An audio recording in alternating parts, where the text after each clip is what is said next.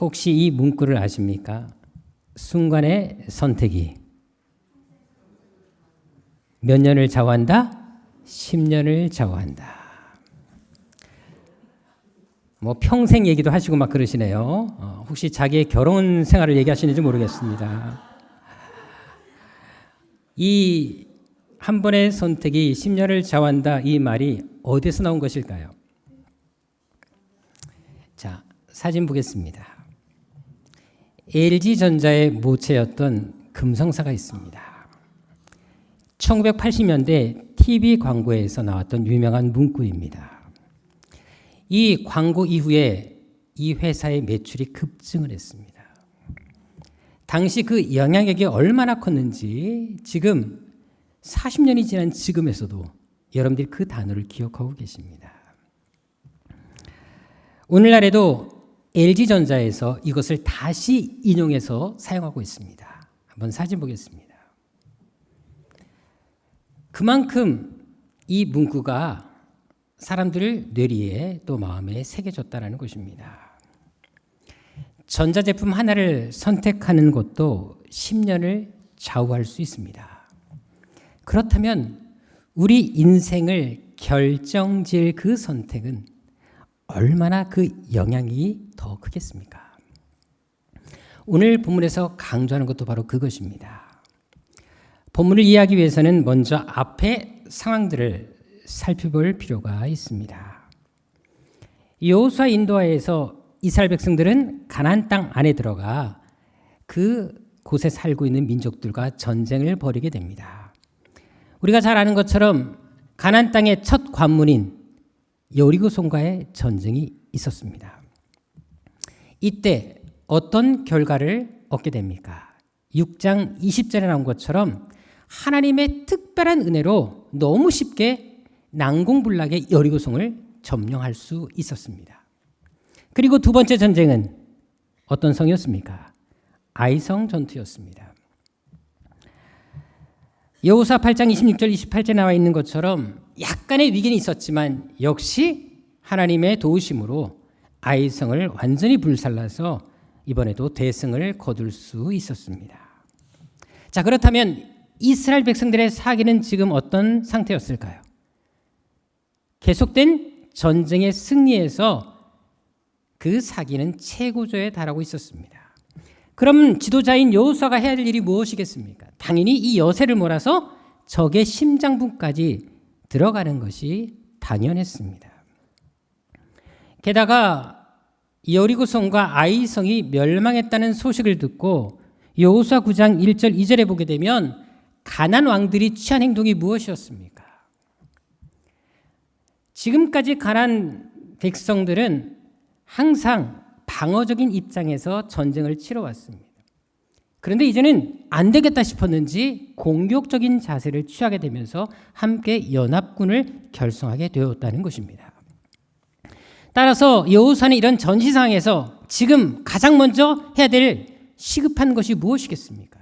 당연히 이들과의 전쟁을 잘 준비하고 어떻게 하면 또 승리할 수 있는지 고민하며 준비할 때였다라는 것입니다. 자, 그런데 오늘 본문 30절에 보십시오. 이런 중요한 전시 상황에서 정말로 이해할 수 없는 행동을 여호수아가 하는 것을 보게 됩니다. 그것은 바로 전쟁을 멈추고 갑자기 에발산으로 이동한 것이었습니다. 그때라는 표현에서 알 수 있는 것처럼 당시 여호수아는 아이성을 점령한 직후였습니다. 지금 머물고 있는 곳은 바로 그 아이성 근처였다라는 것입니다. 그런데 아이성에서 이 에발산까지 거리는 어느 정도였을까요? 약 50km가 떨어져 있습니다. 게다가 이곳은 산악지대가 많습니다. 나중에 가보시면 알겠지만 길이 가파르고 산지가 대부분입니다. 이곳까지 가는 길이 만만치 않았다는 것입니다. 자, 그런데도 여호수아는 전쟁을 하다가 갑자기 에발산을 향해 떠납니다. 그렇다면 그가 왜 이곳에 갔습니까? 여기 나와 있는 것처럼 제단을 쌓기 위해서였습니다.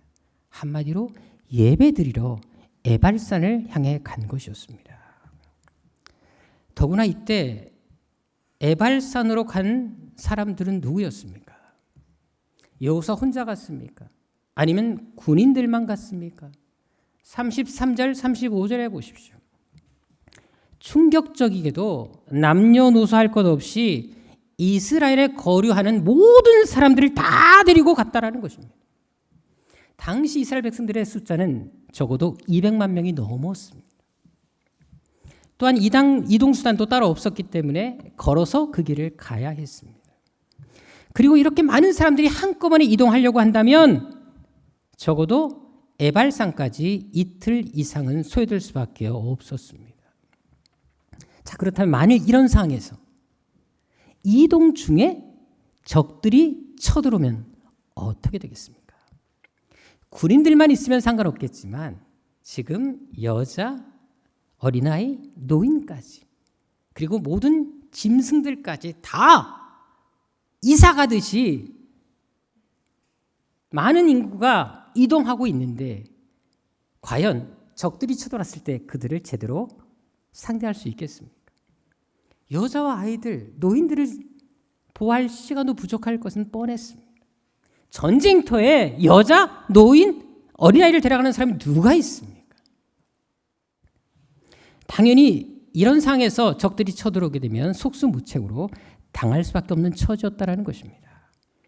즉 전쟁을 하다 말고 예배 드리러 가는 것은 한마디로 위험천만한 행동이었다는 것입니다. 아마 뉴스에서 보신 분들은 아시겠지만 지난 12일은 이스라엘의 욤키푸르 대속죄일 기간이었습니다.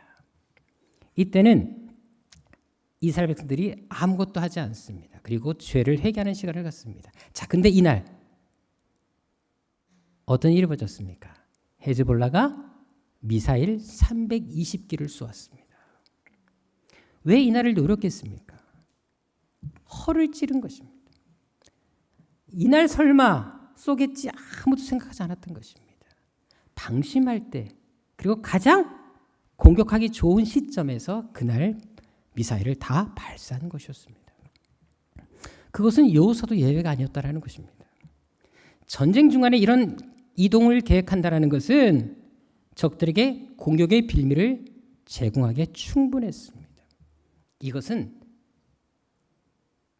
100번을 싸워도 다 질 수밖에 없는 싸움이었다는 것입니다.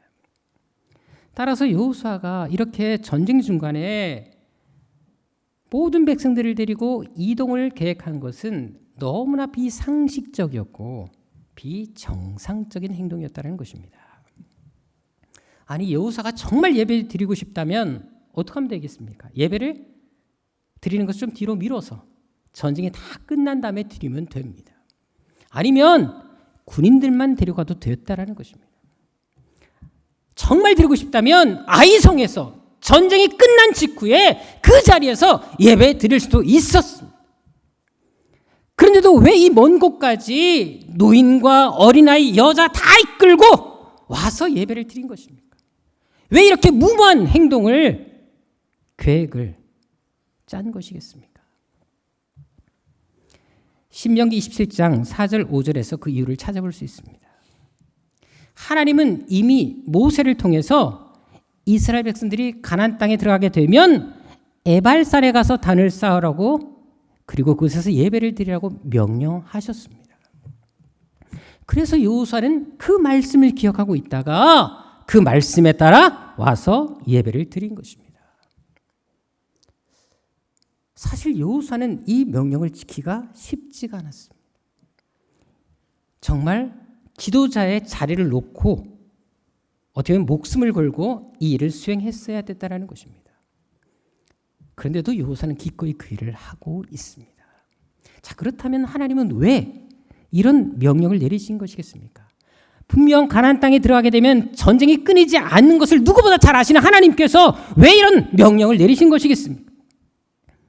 그것은 바로 아무리 전쟁 중일지라도 지금 연합군이 공격해오는 위급한 상황일지라도 인생에서 가장 중요한 것은 바로 하나님을 찾고 그분을 예배드린다는 것, 예배한다는 사실을 알게 하시기 위함이었습니다. 우리 삶에서 하나님의 관계보다 더 중요한 것은 없다. 아무리 먹고 사는 것이 중요하고 내 인생에 위기가 온다 할지라도 하나님을 찾는 것, 하나님을 예배하는 것보다 중요한 것은 없다.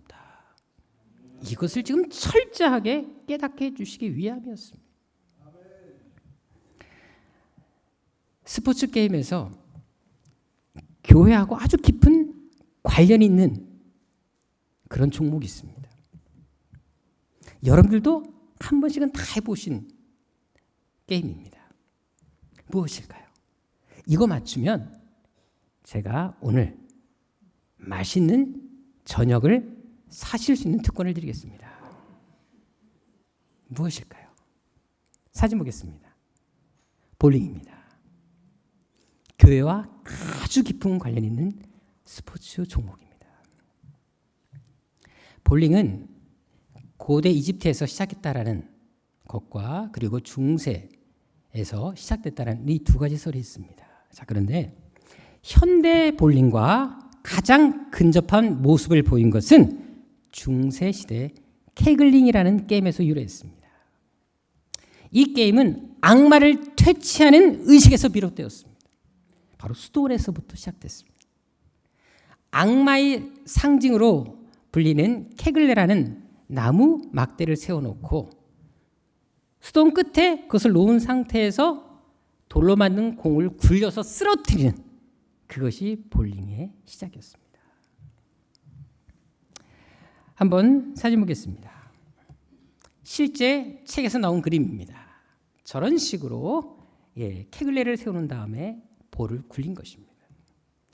이때 이 악마의 나무 조각을 많이 쓰러뜨리는 사람이 신앙이 좋다라고 평가받았습니다.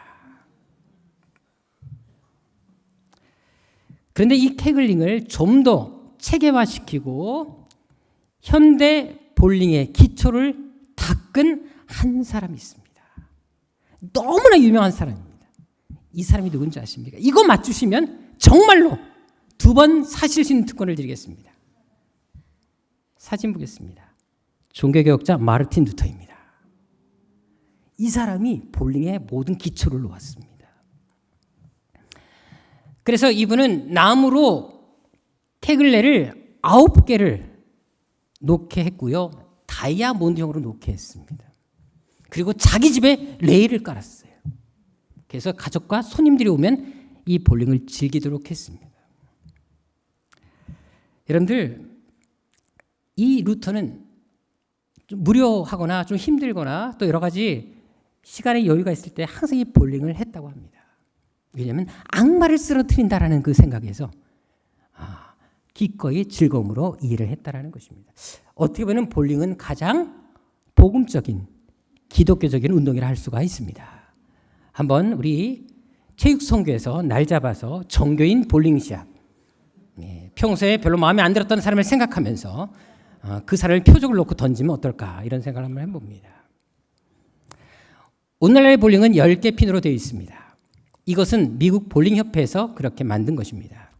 자, 볼링 쳐보신 분들은 아시겠지만 10개 핀을 한 번에 쓰러뜨리는 것을 뭐라고 합니까? 스트라이크라고 합니다.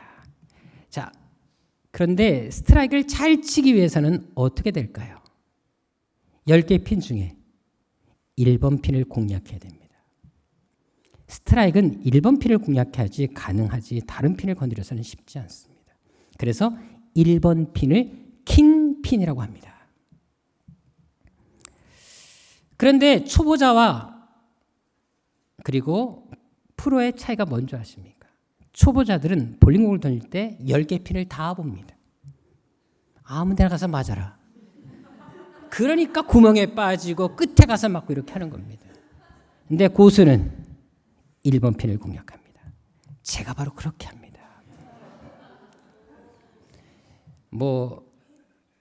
친지가 좀 되긴 했습니다만 제가 볼링을 쳤을 때 최고 점수가 있었는데요. 그 점수가 267점이었습니다.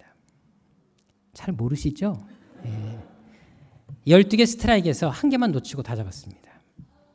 퍼펙트 게임이 될 뻔했는데 그랬으면 제가 지금은 프로 볼링 쪽에 나가서 사역을 하고 있을지도 모르겠습니다. 여러분들 고수와 아마추어의 차이가 바로 여기 있다는 것입니다. 정말 고수들은 다른 핀 안 봅니다. 오직 킹핀 하나만을 보고 던집니다. 결국 볼링은 10개를 넘어뜨리는 경기지만 실상은 킹핀 하나를 맞춘 것과 다를 바가 없습니다. 즉 킹핀에 의해서 이 볼링이 좌우된다는 것입니다.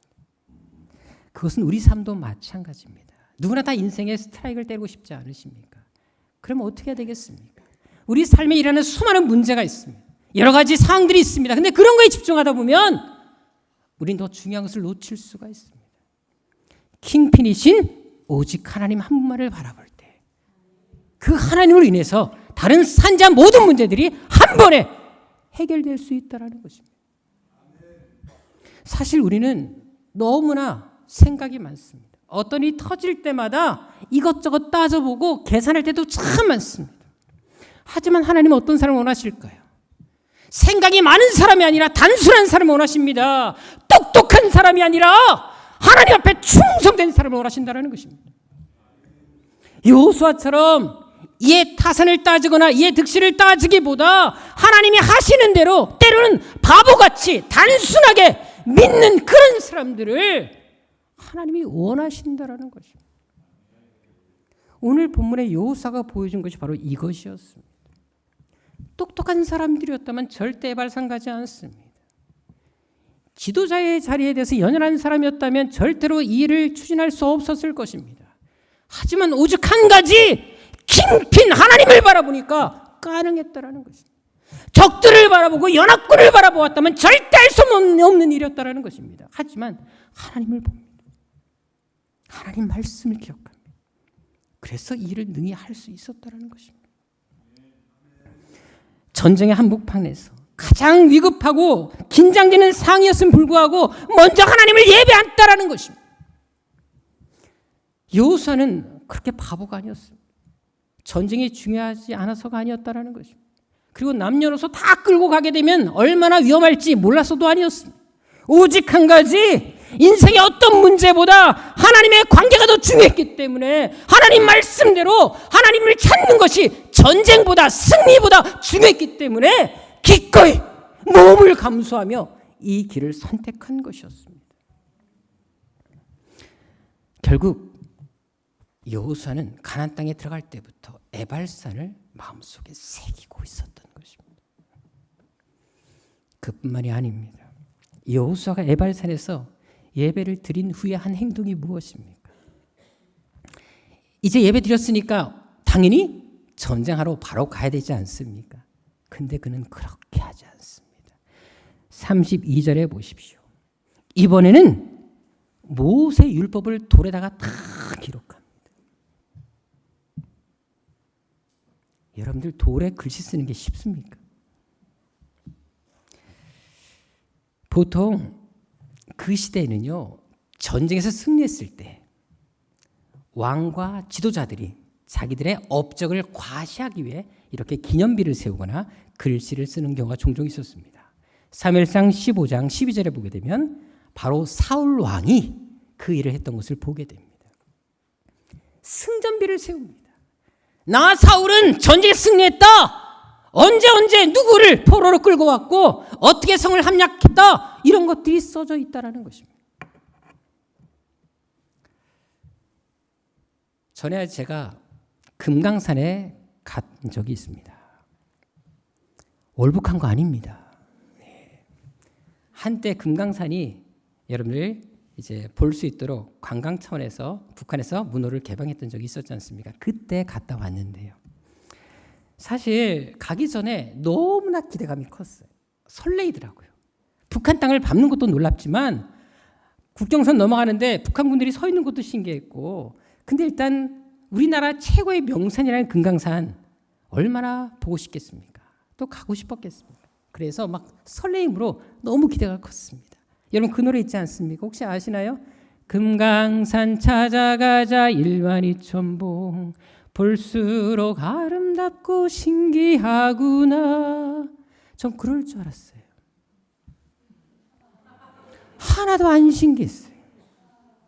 갔는데 기암 절벽, 정말 멋진 바위에 김정일 또 김일성 부자의 그들을 찬양하는 글들이 빨갛게 써져 있었습니다. 올라가는데 거의 깨끗한 자연 상태가 아니라 대부분 다 글씨가 써져 있는, 그리고 가장 보기 좋은 곳에는 다 그 부자의, 그리고 그 부자를 찬양하는 글들이 써 있었다라는 것입니다. 이들 역시 자신들이 얼마나 대단한 존재인지 드리고 싶었기 때문에 그 풍경이 좋은 곳마다 글을 다 써놓은 것입니다. 그것은 여호시다 때도 마찬가지였습니다. 당시 왕들은 자기들의 업적을 과시하고 싶어 했습니다.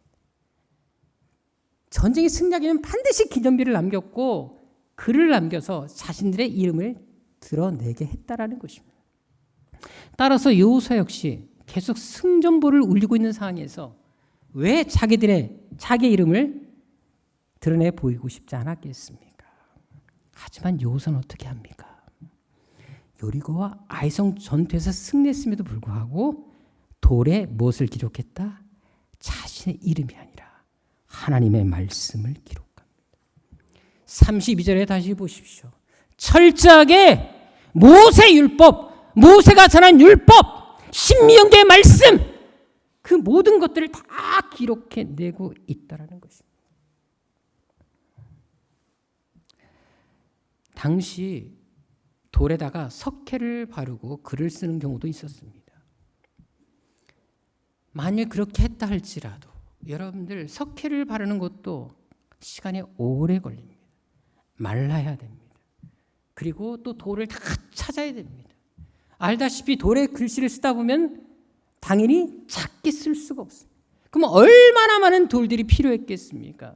단순하게 쓸 수 있는 작업이 아니었다라는 것입니다. 많은 시간과 많은 노력이 필요했던 작업이었다라는 것입니다. 지금 전시 중이었습니다. 그런데 여호수아는 지금 그 일을 하고 있습니다. 왜 여호수아는 이 수고를 마다하지 않는 것이겠습니까? 왜 이렇게 한 것이겠습니까? 신명기 27장 4절 8절의 그 이유를 또 찾아볼 수 있습니다. 이 일 역시 하나님께서 모세를 통해 명령하신 말씀이었기 때문입니다. 너희가 에발산에 가게 되면 그곳에 내가 너희에게 전한 율법의 말씀을 돌에 다 기록하라. 이 말씀을 하신 그 명령을 여호수아는 기억하고 있었던 것입니다. 그리고 이 말씀을 다 기록하고 있는 것입니다. 아무리 전쟁 중일지라도 글을 쓰다가 적들이 쳐들어온다 할지라도 이것만큼은 양보할 수 없었던 것입니다. 그렇다면 하나님은 왜 이런 명령을 내리신 것일까요? 왜 굳이 돌에 말씀을 기록하게 하신 것이겠습니까? 그 당시 가죽도 있었고 양의 가죽, 파피루스 이런 것들을 통해서 쓸 수 있음에도 불구하고 왜 굳이 이렇게 돌에다가 말씀을 기록하게 하신 것이겠습니까? 그것은 너희가 어디에 있든 어디를 가든 무엇을 하든 철저히 하나님 말씀을 잊지 말아라. 돌에 새기면 잘 지워지지 않는 것처럼 너희 마음에 하나님 말씀을 심고 그 말씀대로 살려고 하는 결단을 매일매일 행하라. 이것을 알게 하시기 위함이었습니다. 그래서 여호수아는 바로 그 말씀에 순종하여 이렇게 에발산까지 와서 제단을 쌓고 하나님께 예배드린 것입니다. 또한 바로 이어서 예배 후에 하나님 말씀을 다 기록하는 것이었습니다.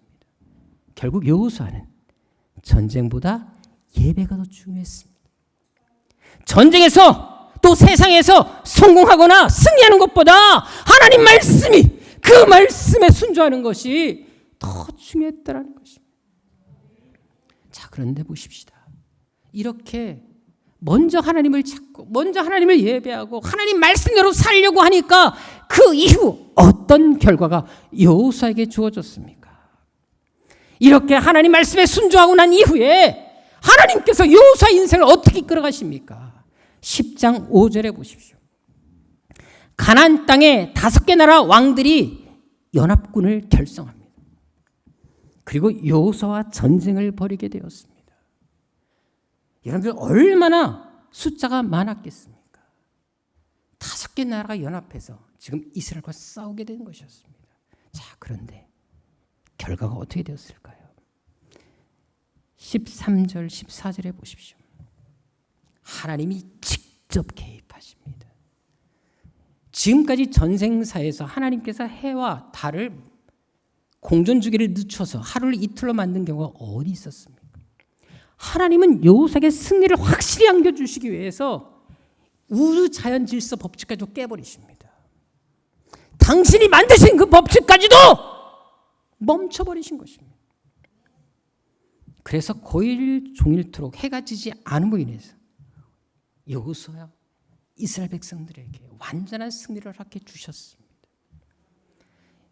여호와께서 사람의 목소리를 들으신 이 같은 날은 전에도 없었고 후에도 없었다. 하나님, 태양과 달을 멈추어 주옵소서. 지금 우리가 승리하고 있는데 이 승리를 마무리하게 해주십시오. 여호수아가 기도하니까 역사적으로 전무후무한 하나님의 응답이 나타나는 것입니다. 먼저 하나님을 향한 그 마음과 중심을 하나님이 아시니까 말도 안 되는 기도지만 하나님이 친히 응답하십니다. 그래서 전에도 후에도 없는 이런 놀라운 역사가, 그리고 친히 당신이 싸우시는 역사가 일어나게 된 것이었습니다. 그뿐만이 아닙니다. 11장 1절 3절에 보십시오. 이제는 더 엄청난 연합군이 결성됩니다. 5개 나라가 멸망했다는 소식을 듣고 가나안 땅 북부 지역의 모든 왕들과 그리고 모든 산재 족속들이 다 모였습니다. 이제는 여러분들 5개 나라가 아닙니다. 수많은 나라들이 여기에 몰려 있었습니다. 얼마나 그 숫자가 많았는지 4절에 보십시오. 이렇게 말합니다. 그 모든 군대가 너무 많아서 해변에 수많은 모래 같고 말과 병거도 심히 많았다. 여러분들, 예전의 전쟁에서 말과 병거는 어마어마한 강력한 무기였습니다. 이스라엘은 병거를 따로 가지지 않았습니다. 그래서 말과 병거를 가진 것은 보병과 탱크와의 싸움과 똑같습니다. 무조건 말과 병거를 가진 나라가 이기게 되어 있습니다. 자, 그런데 결과가 어떻게 되었습니까? 지금 이들은 홈그라운드입니다. 여호수아는 원정 경기를 하고 있는 것입니다. 게다가 숫자와 군사, 이 모든 무기, 여호수아는 게임이 되지 않았습니다. 당연히 패할 수밖에 없었습니다. 솔직히 그들을 보면서 두려움이 안 생기겠습니까? 자, 그런데 어떤 결과 나옵니까? 8절에 보십시오. 하나님은 이 어마어마한 군대를 단 한 명도 남기지 않고 다 격파시켜버립니다. 한 명도 남기지 않고 다 멸하게 해주셨습니다. 여러분들, 이것은 전무후무한 또 하나님의 놀라운 역사였습니다. 어떻게 이런 결과가 주어지게 됩니까? 왜 하나님께서 여호수아에게는 큰 은혜를 주십니까? 그것은 여호수아가 전쟁보다 하나님을 먼저 찾았기 때문입니다. 세상의 상식으로는 이해할 수 없는 행동이었지만 그래도 전쟁 중일지라도 위급한 상일지라도 먼저 하나님을 찾고 철저히 말씀에 순종하며 하나님을 예배하니까 하나님이 직접 나서서 친히 싸워주신 것입니다. 여호수아야, 내가 너의 인생 책임져 줄게. 너의 전쟁 내가 대신 싸워줄게. 너에게 닥친 인생의 모든 문제 내가 다 해결해 줄게. 하나님이 직접 나서신 것입니다. 그리고 이렇게 완전한 승리를 허락해 주신 것이었습니다. 그래서 마태복음 6장 31절 33절에 어떤 말씀이 있어요? 우리가 먼저 구해야 될 것, 우리 인생의 우선순위를 바로 둬야 될 것이 무엇이라고 말씀하고 있습니까? 바로 하나님임을 말씀합니다. 하나님의 나라를 위해서, 하나님의 뜻을 위해서 우리가 살아야 한다는 것입니다. 우리가 이 땅을 살아가는 동안 분명히 어떤 난관에 부딪힐 수 있습니다. 신앙을 선택해야 될지 아니면 내 욕심을 따라야 될지, 내 먹고 사는 그 문제를 따라야 될지 고민할 때가 분명히 있을 것입니다. 최대한 양보하고 또 이해할 수 있겠지만 도저히 양보할 수 없는 상황이 생길 때 여러분들은 어떻게 하시겠습니까? 지금 여호수아는 보여주고 있는 것입니다. 그리고 이 말씀도 말씀하고 있는 것입니다. 먼저 우선순위를 바로 깨라. 그리하면 그렇게 할 때 너에게 필요한 거, 먹고 사는 거, 인생의 모든 문제 책임져 줄게 말씀하는 것입니다. 우리는 이 법칙을 너무나 잘 알고 있음에도 불구하고 바보같이 미련하게 이것을 잊고 살 때가 참 많습니다.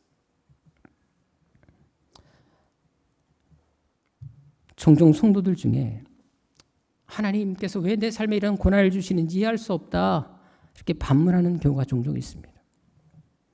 물론 하나님이 그 사람을 향한 특별한 계획이 있어서 그런 환경을 허락하실 때도 있습니다. 하지만 그 전에 한 가지 점검해 볼 것이 있습니다. 그것은 내 지금의 신앙 상태입니다. 내가 얼마나 하나님을 찾고 있는지, 힘들어도 예배를 삼하고 있는지, 어려움이 계속 다가와도 얼마나 말씀 붙잡고 살고 있는지 우리 자신을 돌아볼 필요가 있다는 것입니다. 그렇다면 여러분들은 지금 여러분의 삶의 우선순위를 어디 두고 있습니까? 여러분들에게 지금 가장 중요한 것이 무엇입니까? 정말 예배를 위해 여러분들의 물질, 성공 포기할 수 있겠습니까? 말씀을 가까이 하기 위해서라면 내 취미생활도 즐거움도 휴식도 잠도 내려놓을 수 있겠습니까? 만일 여러분들에게 지금 당장 인생에서 가장 소중한 것 3가지를 쓴다 그러면, 그리고 그것을 적으라고 한다면 그 3가지 중에 과연 무엇을 적으시겠습니까? 저는 가끔 이 군대와 교회를 비교해서 생각할 때가 있습니다. 군대는 아침 조모라는 것이 있습니다. 연병장의 모든 병사들이 다 집결해서 구호를 외치고 하루 일과를 인원 점검을 통해서 시작하게 됩니다. 자, 그런데 아침 조모 시간에 몇 사람이 안 나왔다고 생각해 보십시다. 여러 사람이 안 나왔어요. 그럼 어떻게 하시겠습니까? 근데 알고 보니까 한 병사가 더 자고 싶어서 안 나왔다고 합니다. 그리고 한 병사는 갑자기 골프 치고 싶어서, 그래서 여가를 지켜서 나갔다고 얘기합니다. 그리고 한 병사는 개인적인 급한 볼 일이 있어서 지금 여기에 나올 수 없었다고 말을 했다고 합시다. 자, 그렇다면 군대 갔다 오신 분들, 자, 이것이 허용됩니까? 안 됩니까? 절대 허용이 안 됩니다. 만일 이런 병사가 있다면 어떻게 될까요? 얼차례를 주거나 심한 경우 군법회의에 회부되어야 합니다. 그런데 오늘날 교인들 중에 이런 성도가 있다는 것입니다. 디모데후서 2장 3절 4절에 나와 있는 것을 우리는 예수 그리스도의 군사, 병사라고 말을 합니다. 그럼 우리 역시 어떤 자세로 이 영적인 군 복무에 임해야 되겠습니까? 그런데도 늦잠 자느라고, 운동하느라고, 가족들 모임하느라고, 개인적인 급한 용무로 예배에 불참하는 경우가 참 많습니다. 그럼 이 사람들은 그리스도의 군사로서 자격이 있겠습니까? 어떻게 보면 세상보다 못한, 군대보다 못한 교회, 일반 군인보다 못한 성도가 의외로 있다는 것입니다. 직무유기라는 말이 있습니다. 이것은 자기를 포기하거나 그 일을 수행하지 않는 의미를 가진 말입니다. 그럼 만약 이렇게 직무유기를 하는 사람이 있다면 이 사람들은 어떻게 되겠습니까? 마땅히 벌을 받아야 됩니다. 실제로 우리나라 형법 제7장 122조에 공무원에 대한 이런 규정이 나와 있습니다. 공무원이 정당한 이유 없이 그 직무 수행을 거부하거나 그 직무를 유기한 때에는 1년 이하의 징역이나 금고 또는 3년 이하의 자격 정지에 처한다. 여러분, 세상의 공무원들도 직무를 유기하게 되면 처벌을 받습니다. 그렇다면 우리는 어떨까요? 하나님 앞에 예배일 수 있겠습니까? 저는 현대 교인들의 영적 무기력함, 늘 실패하고 넘어지는 가장 중요한 첫 번째 이유는 바로 예배에 실패해서 왔다고 생각합니다. 실제로 오늘 우리 예배자들의 모습을 보십시다. 1시간 드리는 이 예배도 힘들어합니다. 여러분, 이 자리에 올 때까지 얼마나 하나님의 말씀을 사모하고 예배를 사모하며 이 자리에 나왔습니까? 또 예배를 상습적으로 지각하는 사람들도 있습니다. 가끔 저는 그런 사람 볼 때마다 이 사람들이 믿는 하나님은 어떤 분인지 고민해 볼 때가 있습니다. 그렇다면 여러분은 어떻습니까? 여러분의 삶의 기적을 원하시지 않습니까? 그렇다면 가장 먼저 예배부터 제대로 드리십시오. 루마니아에서 복음을 전하다가 13년 동안 지하 감옥에 갇혀 있었던 리차드 범브란트라는 목사님이 계십니다. 그분이 쓴 책이 하나님의 지하 운동이라는 상하으로 나와 있는 책이 있는데요. 그 책 서문에 이런 글이 실려 있습니다. 감옥에서 지난 13년이 나에게는 너무 긴 것으로 여겨지지 않았던 것. 지하에서 13년 동안 갇혀 있었지만 그것이 전혀 길게 느껴지지 않았던 것은 홀로 독방에 갇혀 있으면서도 믿음과 사랑을 넘어선 기쁨을 하나님 안에서 발견했기 때문입니다. 그래서 지하 감옥도 천국이 되었습니다. 이분의 고백을 그대로 해석한다면 예배와 찬양이 있고 하나님이 모신 곳은 바로 어디든지 천국이 될 수 있다는 것입니다. 그곳이 감옥일지라도 아무리 척박한 힘든 상황일지라도 능히 감당할 힘이 생긴다는 것입니다. 예배를 통해 우리의 삶이 바뀌고 영적으로 우리가 충만해지면 고난도 이겨낼 수 있다는 것입니다. 그래서 사도행전 16장에 바울과 실라도 채찍에 맞고 감옥에 갇혔을 때 어떡합니까? 찬양과 기도를 통해 하나님께 예배합니다. 자, 그때 어떤 일이 벌어집니까? 모든 결박이 풀어지고 옥문이 열리는 놀라운 역사가 나타났습니다. 찬송가 438장에도 어떤 내용이 나옵니까? 한번 여기 가사 나와 있지만 내 영혼이 은총이 아무리 슬픔 많은 세상도 천국으로 바뀔 수 있습니다. 높은 산 거친 들 초막까지도 아무리 좋은 집에 살고 있고 좋은 차를 타고 가는 사람이 있어도 조금도 부럽지 않고 내가 지금 예수님 모신 이곳이 하늘나라구나, 천국이구나. 주님과 동행하는 것이 바로 천국이구나. 높은 산이 거친 들이 조막이나 궁궐이나 내 주 예수 모신 곳이 그 어디나 하늘나라 할렐루야 찬양하세 내 모든 죄 사함받고 주 예수와 동행하니 그 어디나 하늘나라. 그렇다면 여러분들이 먼저 여러분이 속해 있는 그 가정을 이렇게 천국으로 만들어 보지 않겠습니까? 여러분들이 가는 그 회사 그 자리에 하나님 임재하시는 천국으로 한번 바꿔보지 않겠습니까? 여러분이 속해 있는 어떤 장소, 어떤 지역, 여러분들이 머물고 있는 그곳이 어디든지 간에 하나님을 예배함으로 그곳이 천국이 될 수 있는 그 역할을 하면 얼마나 하나님 기뻐하시겠습니까? 오늘 본문의 여호사가 바로 그런 결단을 한 것입니다. 그래서 전쟁의 와중에서도 일부러 전쟁을 멈추고 하나님을 찾습니다. 하나님께 예배를 드립니다. 하나님 외에 더 중요한 것은 없다. 내가 아무리 먹고 사는 곳에 인생의 문제가 걸릴지라도 하나님을 놓칠 수 없다. 하나님을 내 인생에 우선순위 두겠다. 이렇게 고백하고 나갔던 것입니다. 그런데 그렇게 할 때 하나님은 그에게 상상도 못한 놀라운 승리의 결과를 안겨주십니다. 실제로 여호수아를 계속 보시면 아시겠지만 수많은 전쟁에서 에발산에서 예배와 제단을 쌓은 이후에 단 한 번도 여호수아는 패했다라는 기억이 나와 있지 않습니다. 승승장구했다라는 것입니다. 그렇다면 여호수아 시대 때 역사했던 그 하나님께서 오늘날에 우리에게 역사하지 못할 이유가 어디 있겠습니까? 따라서 어떤 상이 주어진다 할지라도 예배만큼은 그 시간만큼은 양보하지 마십시다.